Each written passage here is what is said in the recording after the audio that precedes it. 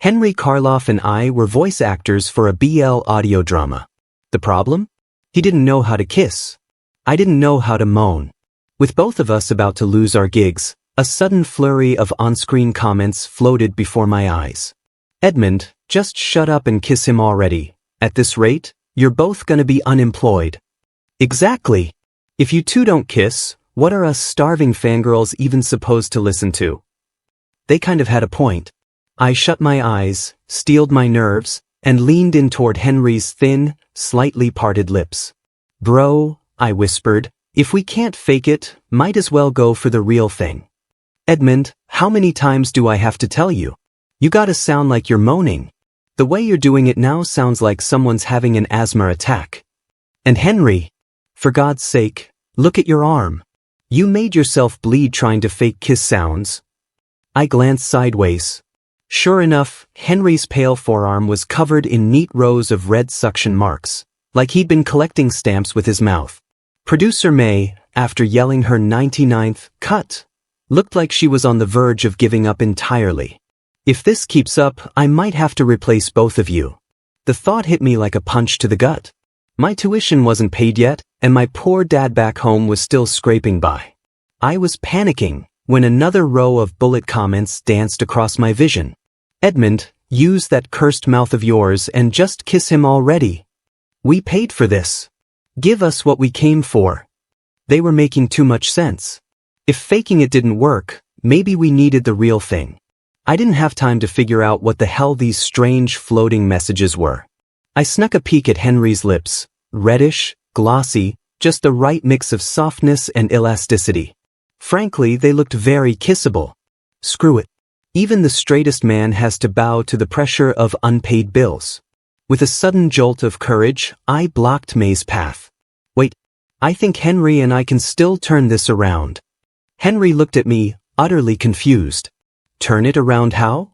Before he could finish, I grabbed him by the waist, tilted up his chin, and kissed him full on the lips. Sorry, bro, I murmured. This is for the job. The studio filled with the sound of our very real kiss. To my surprise, Henry didn't fight me off. He gave a little bunny-like twitch, then relaxed. Let me take the lead. I peeked through half-lidded eyes. He had his eyes closed too. And his face? Blushing. Slightly dazed. Into it? Well, I was good at this sort of thing even without experience. Guess he was just helpless against my natural charm. I devoured his lips like they were boneless chicken feet for 5 straight minutes before May finally called out. Cut. That's a wrap. Thank God. Our jobs were saved. The only downside? Both our lips were swollen like sausages. As we packed up to leave, Henry tugged on my sleeve, his expression shy and unsure. I have to take responsibility for this. Take responsibility for what? I asked, baffled. He tilted his head up slightly, his eyes rimmed red. That was my first kiss. I stared at the damp sheen still glistening on his lips, the bite marks I'd accidentally left behind. Awkwardly rubbing my own tingling mouth, I forced a laugh and clapped him on the shoulder. Come on, man, we're brothers. A little kiss between bros isn't a big deal, right? Brothers, he snapped, face flushed. What kind of bros suck each other's lips like that? And with that, Henry stormed out, leaving me standing in stunned silence. So he was a shy little virgin after all. I was just about to chase after him and explain. It was for the job, seriously, when the bullet comments returned. Edmund, you dummy. Can't you tell your hubby's mad? Go after him. Apologize. Beg. My what? On the way back to campus, Henry bolted ahead like his shoes were on fire. I didn't catch up. Ended up dragging myself alone to the dorms. The moment I opened the door, I saw my roommate George packing his things.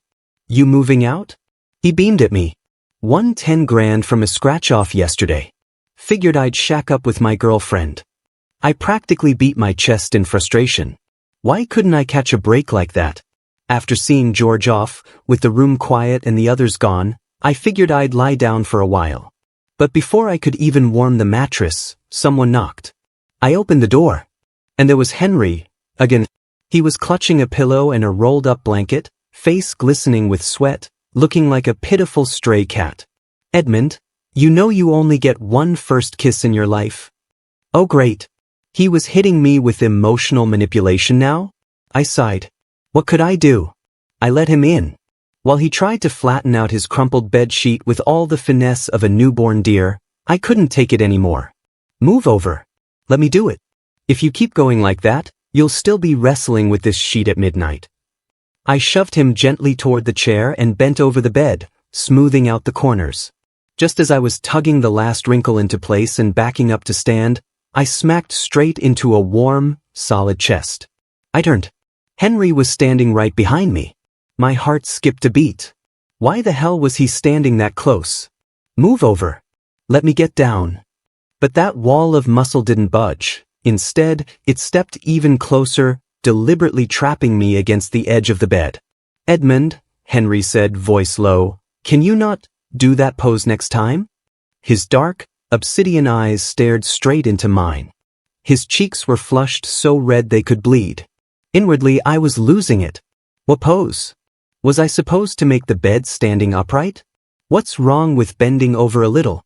And what was he blushing for? Before I could get a grip on any of this, the dorm room door opened. Our other two roommates had returned. They froze in place when they saw Henry, still looming a bit too close. Edmund, is this your friend? What were you guys doing just now? Henry finally stepped back. While I was still awkwardly trying to think of how to explain our weirdly ambiguous situation, Henry spoke up without missing a beat. Hi, I'm Henry. Edmund and I work part-time together as voice actors. To improve our chemistry, I moved in for a while to get used to working more closely with him. With his easy smile and model-level looks, Henry won them over in seconds. My roommates immediately warmed up to him. Meanwhile, I sat on the bed, gnashing my teeth at his smug expression. This bashful, blushy boy, how was he more popular than me? Later that night, I took a cold shower to cool off. The water was just right, so I walked back into the room shirtless, wearing only shorts. It was just a bunch of dudes in a dorm. Totally normal. Or at least, I thought it was, until I saw Henry's face turn pink again. He rushed toward me and threw a towel over my shoulders. Edmund, can you not walk around like that? The other two roommates and I looked up at the same time. He seemed to realize he'd overreacted. Rubbing the tip of his nose in embarrassment, he added, I mean, our voices are important for work. If you catch a cold, it could affect your vocal cords. Fair enough. I accepted the towel. Sleep was creeping in, so I lowered the bed curtain, ready to crash, when suddenly the mattress dipped beside me. Then the curtain lifted slightly, and Henry's puppy dog face peeked in. Edmund, he whispered, I think I'm allergic to the new sheets. I've broken out in a rash. He rolled up his sleeve. Sure enough, a patch of red bloomed on his arm. You wouldn't mind if I crashed here for the night, right? I stared at him like I'd just swallowed a fly. Seriously? While I hesitated, Henry looked perfectly innocent and pitiful. My roommate Paul chimed in from across the room. Come on, we're all brothers here. Let him sleep with you just this once. You're the one he knows best. Miles, still glued to his game, added, Yeah, Edmund. You're always the helpful one, right? You wouldn't let poor Henry suffer, would you? What was this? The whole dorm was turning against me. In the end, I had no choice but to let Henry crawl in behind the curtain. I turned my back to him and curled toward the wall, keeping my distance as best I could. Sometime in the middle of the night, I felt something ticklish against my face. Half awake, I cracked one eye open and nearly had a heart attack. I had fallen asleep facing away from him. But now, I was in his arms. My head was resting on his arm like it was the most natural thing in the world. And worst of all, he looked damn good. The dim nightlight softened his already perfect face, casting long shadows under his thick lashes like little fans. I reached out, just about to touch his cheek. But then he mumbled in his sleep, lips brushing against mine in a dazed, sticky whisper. Baby, Edmund. What the hell? I shot up, hitting my head on the upper bunk with a thud. Henry! What the actual? He blinked open his drowsy, peach blossom eyes, rubbed his lips like he was savoring something, and said with a smirk, What We're brothers. A little lip-touching between bros isn't a big deal, right? That damn kiss in the recording booth had come back to bite me in the ass. Except that time I kissed him, for work. This time? Why the hell did he kiss me? Next morning, Paul glanced at the both of us and frowned. Edmund, what were you and Henry fighting about last night? You both look like you haven't slept. I checked the mirror. Giant dark circles. Yup. Before I could stammer out a half-lie, Henry calmly adjusted his glasses and said, "We were working on building vocal chemistry. Had a minor disagreement." Chemistry, my ass. But ever since that night, Henry had become obsessed with building chemistry. Edmund, breathe softer. Edmund, your lung capacity's way too low. Eventually, even the roommates got used to it. If a day passed without a chemistry session, they'd casually ask, "Hey, no practice today?" And every time, Henry would give me that sly smile, pat the mattress next to him and say, "Edmund, I still don't think we're quite in sync. Let's run through it again." At that point, I wanted to cry. Only my poor, overworked lips, almost sucked raw by now, knew how wrong this all was. So the next time he leaned in, I dodged expertly and said, "Henry, I think you're already very good at that now. We don't need to, practice every single day." His face froze, the color draining from it in a flash. "Are you tired of me?" "No." "Then, you don't like me?" That jelly-soft sensation flickered through my mind, and my cheeks flushed as I shook my head.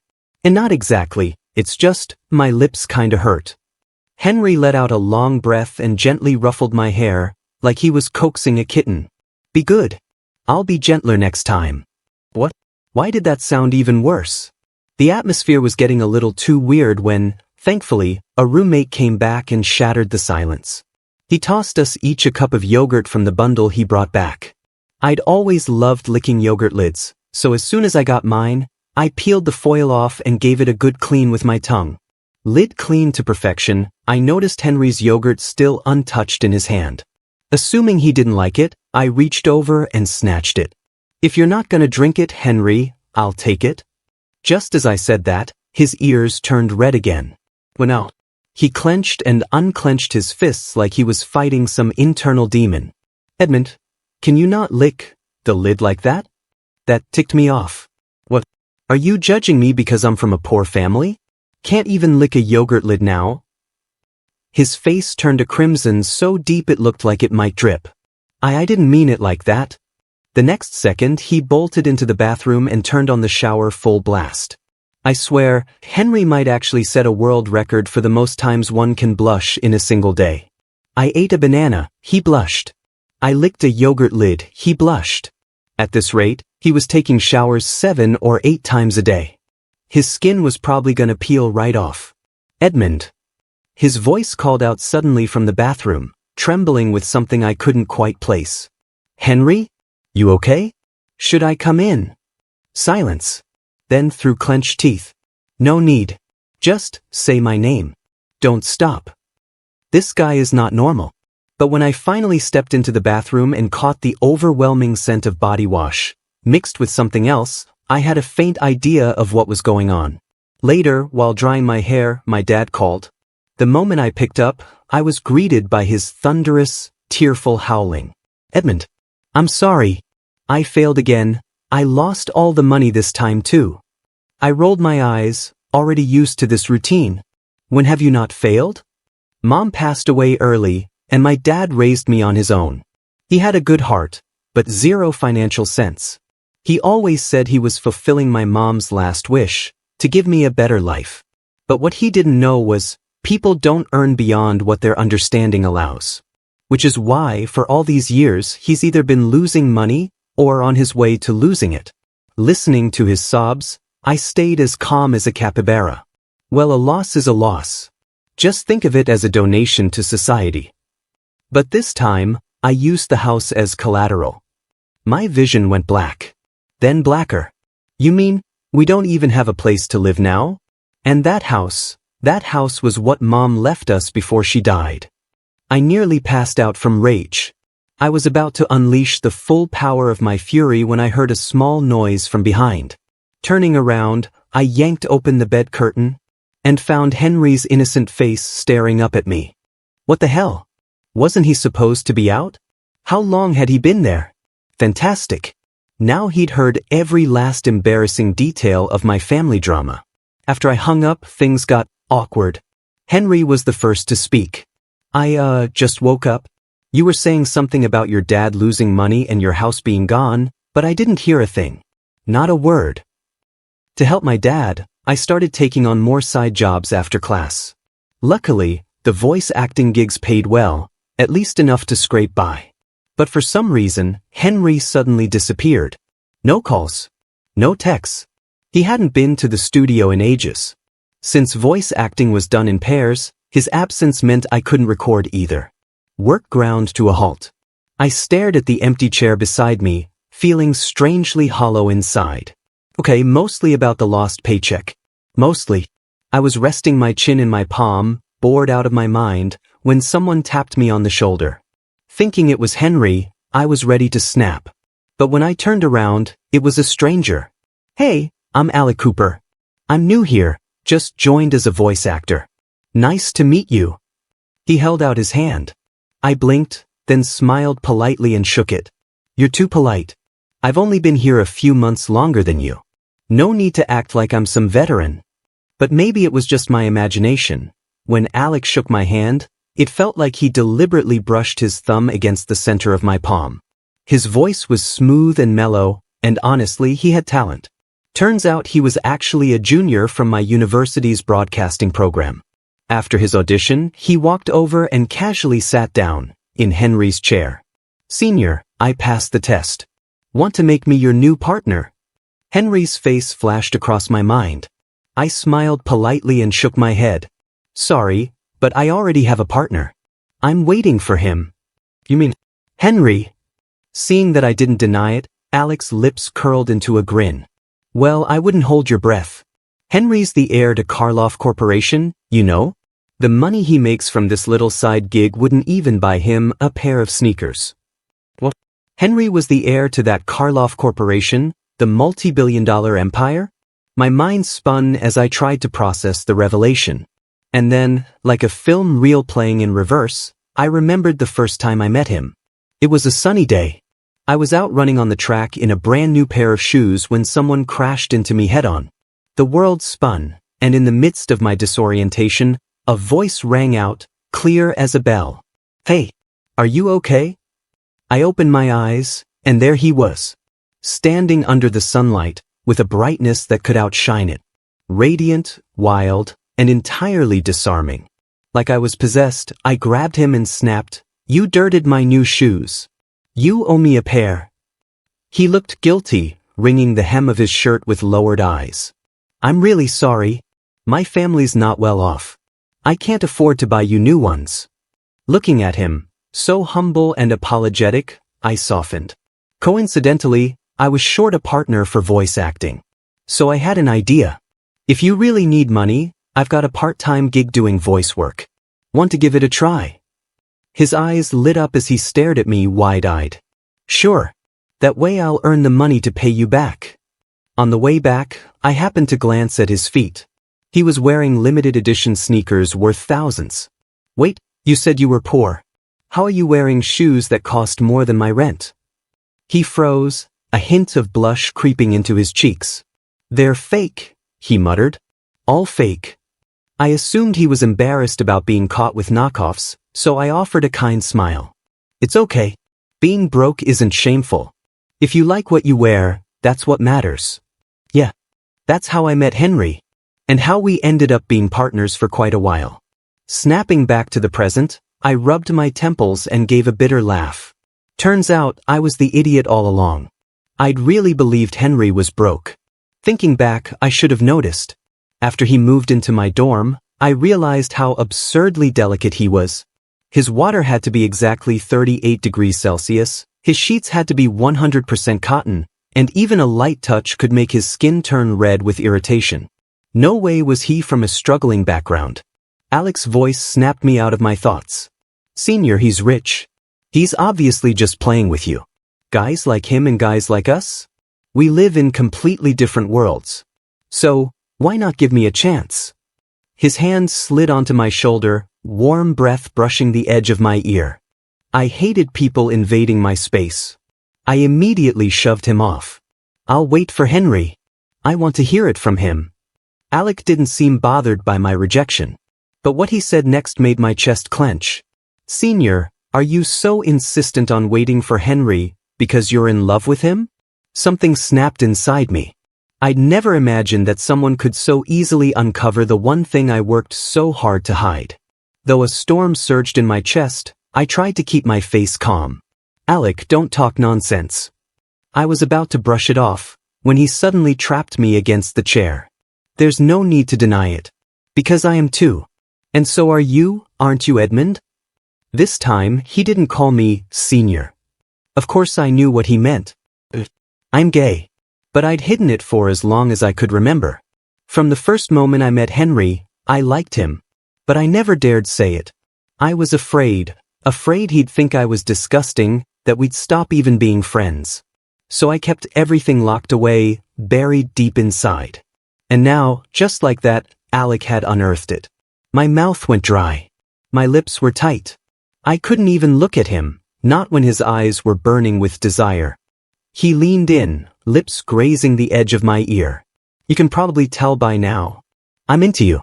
Not just as a partner. I want to be something more. Well. A voice I hadn't heard in days rang out behind me, sharp and sarcastic. Didn't even wait for the funeral before hitting on the widow, huh? I turned, and there he was. Henry. He walked over and shoved Alec aside, placing himself firmly between us. At that exact moment, my phone rang. It was Dad.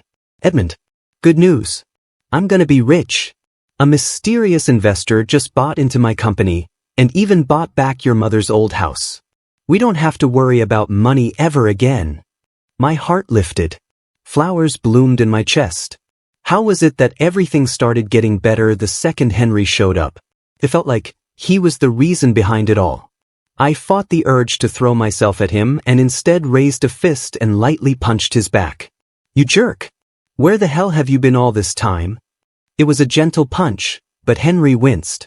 His brows furrowed in pain. Something wasn't right. When I took a closer look, I saw blood seeping through the back of his white shirt.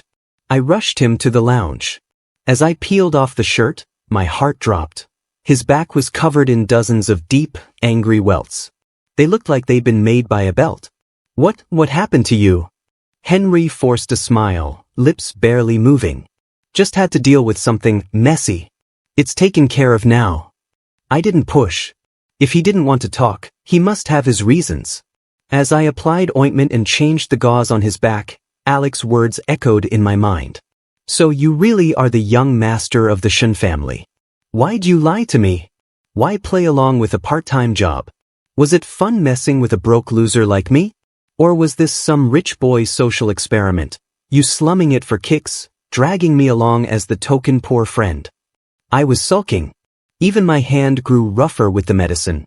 Henry flinched in pain, teeth gritted as sweat dotted his forehead. Edmund, I'm sorry. It's not what you think. Watching him wince, my anger faltered, replaced by guilt. Who was I to demand answers?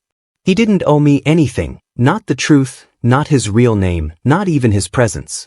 And wasn't I just as much a hypocrite?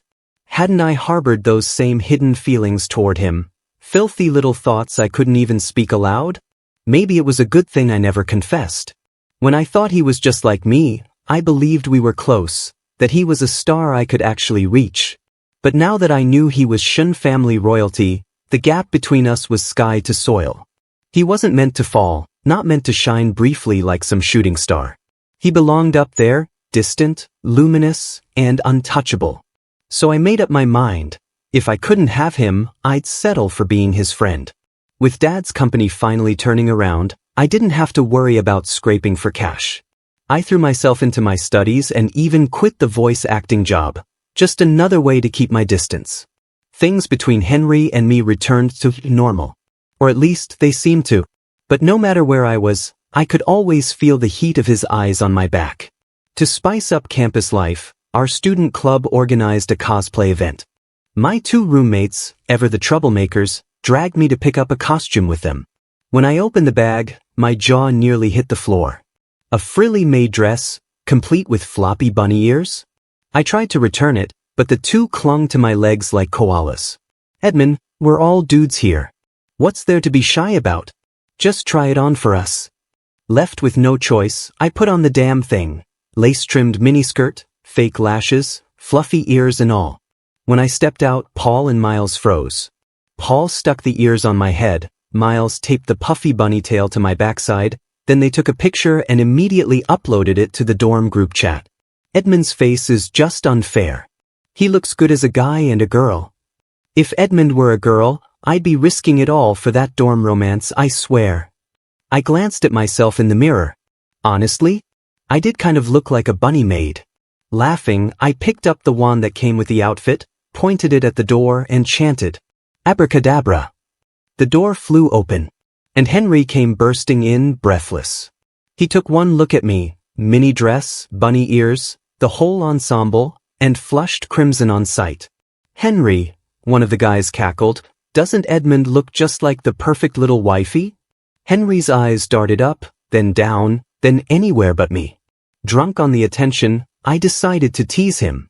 I sauntered over and brushed the tip of one long bunny ear against his nose. "Henry, don't you think the bunny maid is cute?" He looked like he was holding his breath, struggling hard not to react. "I guess she's moderately cute. And could you not stand so close?" What was his deal now? Just then I saw them again, those damned floating comments. Bro's secretly enjoying this way too much. His grin's about to reach the back of his neck. Scared the wife will find out?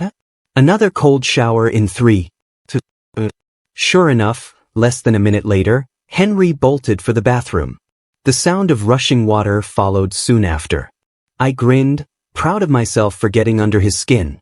After horsing around with the guys a bit longer, I got a message from Alec. "Senior, meet me at the alley by the west gate. I need to talk." I was going to decline, but no matter how many times I messaged or called, he didn't respond. Worried something had happened, I rushed out to find him. As I approached the alley, I heard it, a scream. I rounded the corner and saw Alec pinned against the wall by a gang of thugs. One had stolen his phone and was kicking him in the gut. "Let him go!" I ran over, throwing myself between Alec and the attackers. He was no match for them. If I didn't act now, he'd be seriously hurt. But when they got a good look at me in my bunny maid outfit, they all paused. Well, look who's playing hero today. A little maid, no less. The leader reached for my face. I dodged. "Don't touch me." "Oh, a male maid. This just got interesting." He grinned wickedly and pushed me back, pinning me against a dirty wall. Alex sat paralyzed on the ground, too stunned to help. I took a deep breath, and just as the guy leaned in, I grabbed a rock behind me and slammed it straight into his skull. The rock hit hard. The man staggered back several steps, groaning. I was just about to grab Alec and bolt when the others recovered quickly and blocked our escape. Well, one of them sneered. "Feisty little maid, huh? I like that." He clamped his hand around my shoulder and pushed me back against the wall, looming over me with a grin. His hot, foul breath brushed across my cheek. Greasy, clammy hands slid down to my lower back. I tried to slap him, but he caught my wrist midair and pinned both my arms above my head. "Little thing, bet you've never had a real man before. Don't worry, I'll show you what you've been missing." Despair surged like a tidal wave. It was like drowning, sinking deeper and deeper into the ocean's depths, tangled in weeds, gnawed at by grotesque sea creatures. I fell. Deeper, darker, helpless. Until everything went black. But I hadn't even told Henry the first liked him. He didn't know. What a shame. "Edmund." Just before my mind slipped into unconsciousness, I heard his voice. Familiar. Fierce. Light pierced through the water. I forced my heavy eyelids open and saw him. Henry. His eyes were bloodshot, every line of his face tense with fury. He grabbed the thug by the hair and flung him across the ground like a rag doll. "Henry!" He barely glanced my way before slamming his knee into the man's chest and unleashing a storm of punches to his face and ribs. Fist after fist landed with a sickening thud, until the guy was crumpled on the ground, barely breathing. The others, terrified by Henry's relentless violence, turned to flee, only to be met by Paul and Miles, who had arrived just in time with campus security. "Edmund, we came to save you," they shouted. The thugs were quickly restrained and handed over to the police. Once the chaos settled, Henry helped me off the ground, wrapping his arms around me. His familiar scent filled my lungs. I knew then I was safe. I let my eyes flutter shut, ready to rest, when something hot splashed on my cheek. I looked up. Henry was crying. "I'm sorry, Edmund. I'm so sorry. I was too late." He clung to me, voice breaking over and over in apology. But he hadn't done anything wrong. I raised my hand, gently wiping away the tears from his eyes. "Hey, I'm okay. Look, not a scratch. It's over now." But my words only made him hold me tighter. "Do you have any idea how scared I was? What if I hadn't made it in time? What if something had happened to you? What would I have done?" One question after another. His voice shook with something raw and real. Did I really mean that much to him? Before I could answer that thought, Alex scrambled toward me. "Senior, I was going to confess to you today. That's why I asked you to come. I didn't expect those guys to show up. But you saved me. My life's yours now." He poured his heart out, eyes full of emotion, completely oblivious to Henry's expression darkening by the second. Henry scoffed, lips curling coldly. "Your life? Not worth much if you're handing it out like candy. Besides, Edmund doesn't like you. So do yourself a favor and give it up." Alex stiffened and glared at him. "If he doesn't like me, then why'd he risk his life for me?" "Huh, Edmund?" I sighed. "Alec, I helped you because you were in danger, not because I have feelings for you. If it were anyone else, I'd still have stepped in. And you weren't wrong before. I do like someone else." Alex's face twisted with bitterness. "You mean the guy who's so deep in the closet he can't even admit who he is? The one who lied to your face?" He shot Henry a venomous look. "Enough," I said quickly. "Don't say another word." If this kept going, I was afraid Henry and I wouldn't even stay friends. And that wasn't something I was ready to lose. I turned to leave, when suddenly, a hand caught mine. "Like someone? And it's a guy." Henry's grip was tight. His eyes blazed. "Edmund, do you think this is fair? I did everything. I worked that stupid part-time job with you, moved into your dorm, spent every day by your side, and now you're telling me you've fallen for someone else." He stepped closer, voice trembling. "When you kissed me, what did that mean? Didn't you say you'd take responsibility?" I opened my mouth, but he cut me off. "Because I thought we were." Then his mouth crashed into mine. Fierce. Unrelenting. "Edmund," he whispered hoarsely against my lips, "this time, it's not practice. I love you." My heart thundered in my chest. I pinched my arm. Nope, not dreaming. Henry just confessed. To me. When the kiss finally ended, I stood there like an idiot, too stunned to speak. Henry chuckled, reached out, and gently wiped the moisture from the corner of my mouth with the pad of his thumb. "You said the guy you liked was straight, right? Funny. The one I like, he is too." "And the funniest part?" Henry said with a lopsided smile. "That straight guy you like is you." I couldn't help it, I burst out laughing. Nothing in the world could be luckier than the person I loved loving me back. I looked up into Henry's misty eyes and grinned. "Well, did you know? The straight guy I fell for is also you." For a second, the whole world seemed to pause. Henry cupped my face, his voice trembling like a puppy seeking reassurance. "Really? Baby, do you really mean it? You really like me too?" Instead of answering, I looped my arms around his neck and gave him a gentle kiss. "You've been Bunny Maid certified. That makes you my boyfriend now." We both laughed, giddy, breathless. Hand in hand, we walked back to the dorm as Alex stood there, shell-shocked, mumbling into the wind. "Is no one gonna care about me? Am I just the guy who got beaten up to advance your couple plotline? Back at the dorm, our roommates had returned. Henry, still holding my hand, cleared his throat. Ahem. Just to make it official, Edmund and I are together now. The two of them gave us the most exaggerated fake surprise reactions ever. Wow. No way. What a shocker. Honestly, we were just wondering when you two would finally catch on. The whole world already knew. George had just come back from outside and joined in, grinning. I knew that scratch-off win was too random. It was you, wasn't it? After we got together, Henry insisted I move into his villa, said it was to avoid disturbing the roommates. One night, wrapped up in his arms, I traced the bridge of his nose with my fingers. Henry, when did you start liking me? His breath was warm, his voice softer than ever. A long time ago, he murmured. When I was a kid, my parents were going through a nasty divorce. I ran away and got lost. I ended up sitting by a trash can, bawling my eyes out. And then you showed up. You pulled me up, wiped my face, and said, "If your parents don't want you, I can share my dad with you." When I still cried, you hesitated, then pressed your face into my hand and said, "Or maybe I'll just give myself to you instead." I remembered that moment. And I remembered you. He took a slow breath, his voice tinged with nostalgia. Years later, I tracked down your school and transferred there. But you didn't remember me. And I realized you weren't just kind to me, you were kind to everyone. But it didn't matter. I was already drawn to you. Every day, I looked for you in the crowd. I wanted to confess until I saw you turning down girl after girl who tried. That's when I dared to hope. If you could reject them, maybe you'd reject a guy too. I didn't have the courage to be honest, so I hid myself. I pretended to be poor, just so I could be close to you. So when you offered me that voice acting job, I nearly lost it.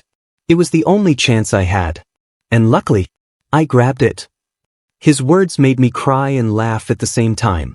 Who would have guessed that behind this cold, elegant face was a boy nursing a hopeless crush all these years? After we graduated, Henry officially took over the Shin Corporation. I became his personal assistant.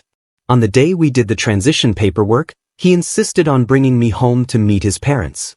I was nervous the entire ride there. His family was so rich, what if they didn't accept me? I hadn't even paid tuition this term. My dad was still barely scraping by. My cheeks flushed just thinking about it. "You idiot," Henry said, tugging me close. "Your husband already took care of all that. Why do you think I had those injuries back then?" That's when it all clicked. Those wounds on his body after he vanished for days. My dad's business turnaround. The house my mom left us that magically got bought out. You invested in my dad's company? You bought our old house. Henry scratched his head, looking sheepish. Those aren't the important parts. What is important is that I came out to my family back then. I told them I liked boys. I told them about you. So Edmund, I will never let you suffer. Not even a little. From the moment you pulled me off the ground all those years ago, my path had only one destination. And that was you.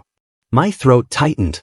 I lunged forward, throwing my arms around him, kissing him deeply. "You idiot," I whispered. "The moment I met you that day, I already gave myself to you." Thanks for stopping by.